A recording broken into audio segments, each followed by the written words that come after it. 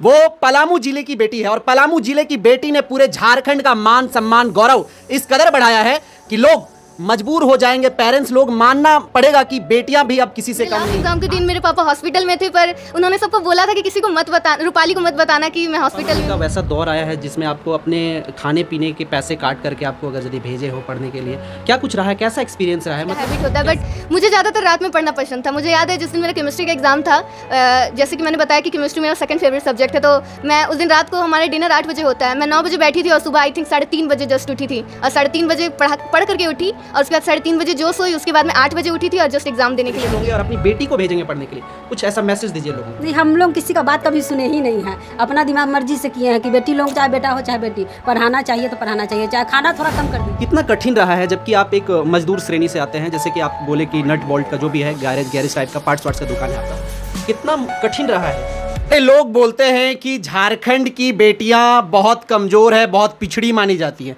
और उन माँ बाप और उन गार्जियंस को मैं भी कहना चाहूँगा कि लोग कहते हैं कि बेटी घर में रखने वाली चीज़ है। मैं उनको एक संदेश और एक उदाहरण दे करके बताना चाहूँगा। जिस वक्त जो हमारे पास जो बेटी मौजूद है वो पलामू जिले की बेटी है और पलामू जिले की बेटी ने पूरे झारखंड का मान सम्मान गौरव इस कदर बढ़ाया है कि लोग मजबूर हो जाएंगे, पेरेंट्स लोग मानना पड़ेगा कि बेटियां भी अब किसी से कम नहीं। आज बेटियां भी किसी से कम नहीं है, जो बेटा कर सकता है वो बेटियां भी करती है। वैसे ही उदाहरण हमारे पास एक है यहाँ मौजूद, जो कि जवाहर नवोदय विद्यालय से टॉपर छात्रा हैं।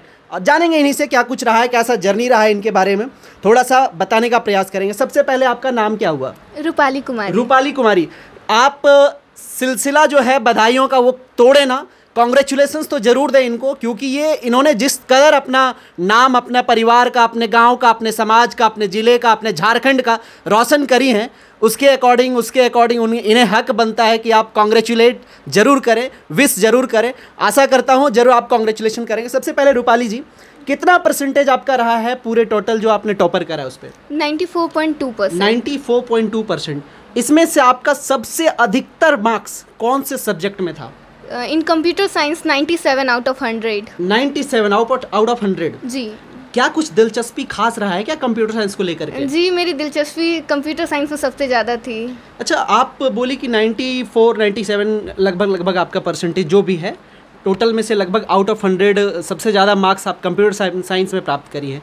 उसके अलावा जो सेकंड आपका मोस्ट फेवरेट सब्जेक्ट है वो कौन सा है? Second most favourite was chemistry, in which I got 95 out of 100। Out of 100 95 marks प्राप्त किया आपने। चलिए और भी जानेंगे, टोटल मिलाकर के कुल आप एक बार सेपरेटली वाइज सभी का सब्जेक्ट नंबर बता देंगे।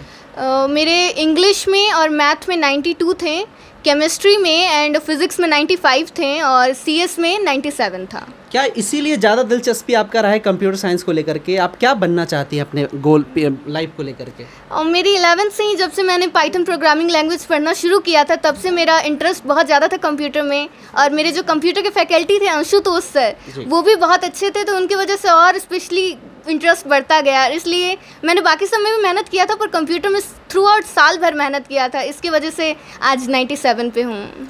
ये तो कोई शक नहीं कि आप टॉपर छात्रा हैं, लेकिन नवोदय के साथ साथ क्या कोई और भी तरह का इंस्टीट्यूट, कोई और भी तरह का ऑनलाइन कोचिंग आपने करा था या फिर केवल नवोदय का यह परिणाम है? ये केवल नवोदय में मैंने जो पढ़ा है उसी का परिणाम है। नवोदय से पढ़े हैं बस, उसी का परिणाम।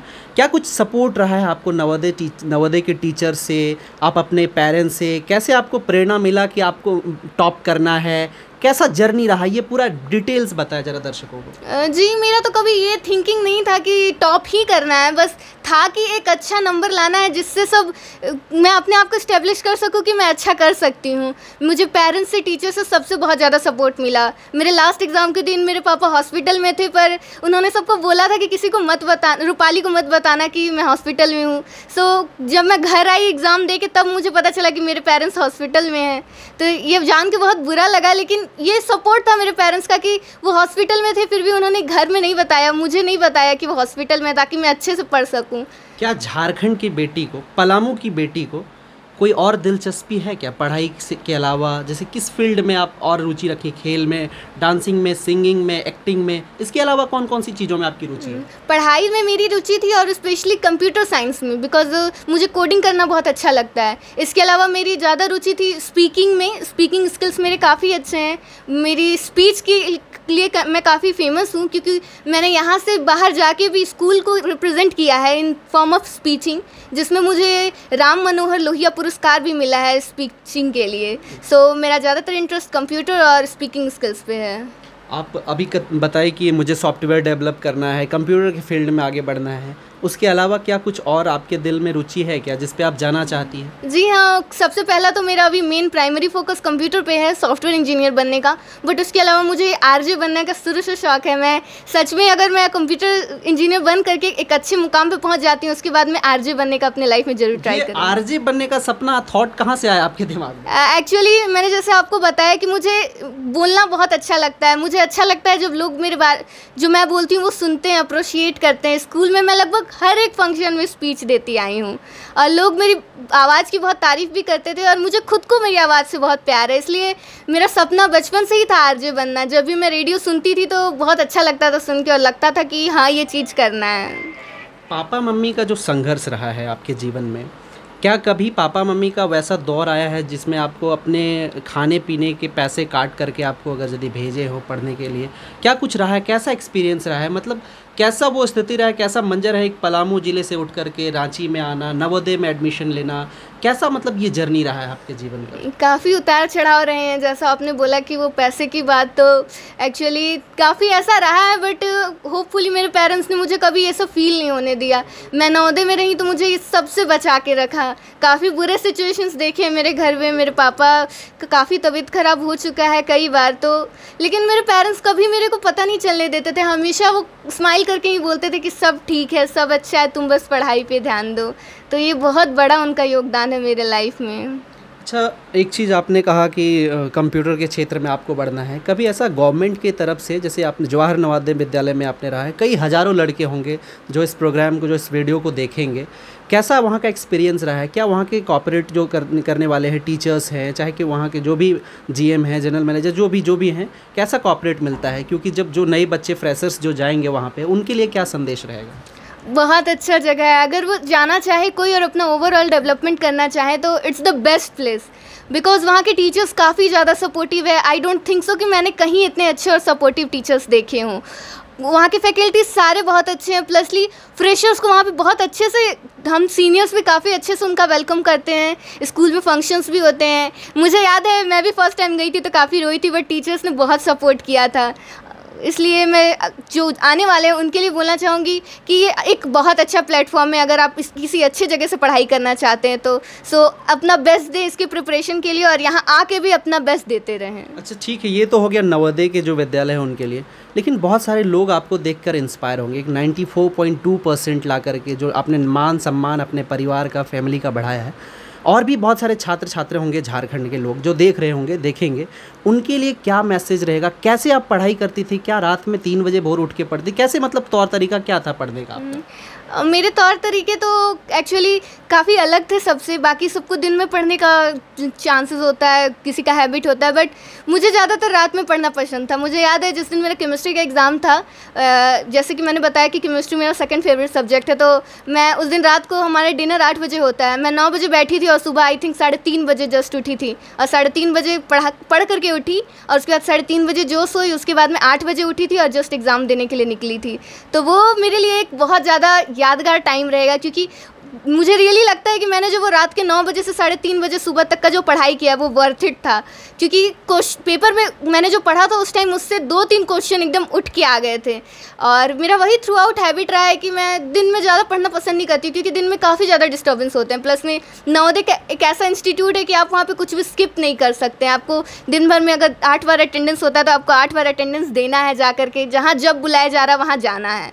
सो दिन में काफ़ी डिस्टर्बेंस होते थे, तो दिन में मैं रेस्ट करने का कोशिश करती थी और मैं रात को जब सब सो जाते थे तो काफ़ी शांति से 12-1 बजे उठती थी, फिर 3 बजे तक पढ़ के सो जाती थी। तो मेरा ये थॉट था, मेरा ये तरीका था, बट मैं सबको ये सजेस्ट नहीं करूँगी, जिसको जब मन करे तब पढ़ना चाहिए। एक लाइन में आप क्या कहना चाहेंगे? जैसे कि पढ़ने का तरीका आप बोले कि मुझे नाइट में अच्छा लगता था, दिन में नहीं, क्योंकि शोर शराबा हल्ला गुल्ला, लेकिन उन सभी लड़कों को एक्सेप्ट मैं इंक्लूडिंग नवोदय, जो भी लड़के आपको देखेंगे, जो भी लड़कियां आपको देखेंगे, कि किस तरह से वो अपने आप को मतलब हैबिट में उस उतारेंगे कि आने वाले समय में वो भी टॉपर बनेंगे, उनके लिए कुछ खास मैसेज? जी, उनके लिए मैं यही बोलना चाहूँगी कि सबसे पहली बात है थ्रू आउट कंसिस्टेंट रहना।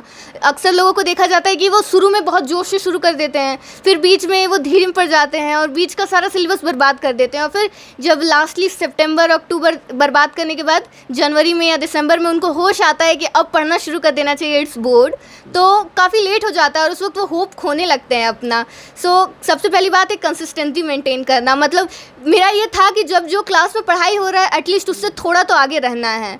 तो पहली बात ये। दूसरी बात कि PYQ बनाना मोस्ट इंपॉर्टेंट थिंग है। जो पिछले साल में बोर्ड्स में आ चुका है, मैंने देखा लगभग 90% क्वेश्चंस वही थे जो आ चुके हैं, तो वो कंसिस्टेंसी काफ़ी इंपॉर्टेंट है और PYQ इंपॉर्टेंट है। PYQ मैं बता दूं आपको, प्रीवियस ईयर क्वेश्चंस जितने हैं वो सारा सॉल्व करना बहुत ज़रूरी है। इनका कहना है कि प्रीवियस ईयर का क्वेश्चंस जिस तरह से आप हैंडल करेंगे, जितने तरीके से आप पढ़ेंगे, उतना ही ज़्यादा आपको हेल्पफुल मिलेगा एग्ज़ाम्स लिखने में।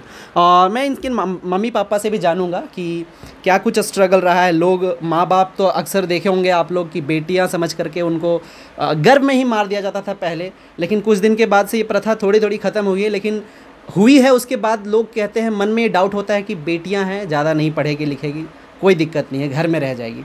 क्या कितना मुश्किल रहा आप लोगों को एक बेटी होने के नाते? क्या कुछ दिमाग में कभी ऐसा डर वर तो नहीं रहा कि बेटी है नहीं पढ़ाएंगे, ऐसा कुछ मेंटलिटी? क्योंकि आपको बहुत सारे गार्जियंस देखेंगे और इंस्पिरेशन होंगे और अपनी बेटी को भेजेंगे पढ़ने के लिए, कुछ ऐसा मैसेज दीजिए लोगों को। नहीं, हम लोग किसी का बात कभी सुने ही नहीं है, अपना दिमाग मर्जी से किए हैं कि बेटी लोग चाहे बेटा हो चाहे बेटी, पढ़ाना चाहिए तो पढ़ाना चाहिए, चाहे खाना थोड़ा कम कर दीजिए, मगर बच्चा लोगों को पढ़ाना अच्छा से चाहिए।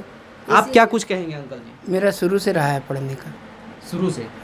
अच्छा, मैं अंकल जी आपसे एक और सवाल पूछूंगा, कितना कठिन रहा है, जबकि आप एक मजदूर श्रेणी से आते हैं, जैसे कि आप बोले कि नट बोल्ट का जो भी है गैरेज टाइप का पार्ट्स वार्ट्स का दुकान है आपका, कितना कठिन रहा है बच्ची को पढ़ाना? हालांकि वो तो कम्पिटिटिव एग्ज़ाम दे करके गई होंगी नवोदय, उससे पहले क्या कुछ कठिनाई रहा है आपके जीवन में? उस समय उर्सलैन में पढ़ाते थे तो वहीं से इसका सिलेक्शन हुआ था, लेकिन वहाँ का टीचर भी बहुत दिक्कत दिए थे हम लोग को। जब इसका एग्ज़ाम क्वालिफाई किया था तो बहुत दौड़ धूप करके फिर एडमिशन कराए थे। उससे पहले कुछ जीवन का जर्नी कैसा रहा है इसका? नवोदय में जब हम लोग मतलब निकला थी परीक्षा दिलवाने के लिए सोचे थे ना, तो बुक नहीं था इसके पास, तो पापा को बोले कि बुक ला दीजिए, तो बोले कि मेरे पास पैसा नहीं है, नहीं ला दिए। तो फिर हम थोड़ा बहुत सिलाई घर में मतलब बुटीक अपना खोले हुए हैं थोड़ा बहुत, तो वही सिलाई करते हैं, तो वही फिर हम इसको दिए, तब जा कर के बुक मंगा दिए, तब पढ़ाई की।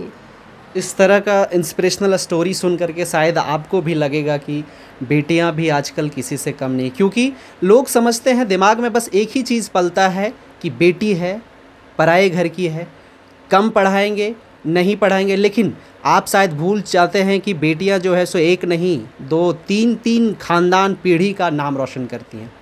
अपना तो करती हैं, अपने जहाँ जाएंगी वहाँ का भी करेंगे। तो मैं एक गुजारिश करूँगा कि लड़के और लड़कियाँ आज के टाइम में किसी से कम नहीं है। जो लड़के कर सकते हैं वो लड़कियां भी कर सकते हैं। लड़के अगर यदि एरोप्लेन उड़ा रहे हैं तो लड़कियां भी किसी से कम नहीं। बाकी हमारा ये प्रयास और इस इंस्पिरेशनल स्टोरी आपको कैसा लगा, एक कमेंट करके ज़रूर बताएं। और ख़ास करके रूपाली के लिए आप क्या सोचते हैं, क्या यह कैसे आगे जाएगी, कैसे क्या रहेगा इनका जीवन के बारे में जो सुनी आप, उनके बारे में आप क्या सोचते हैं, एक राय ज़रूर दें अपना। नमस्कार, जय हिंद।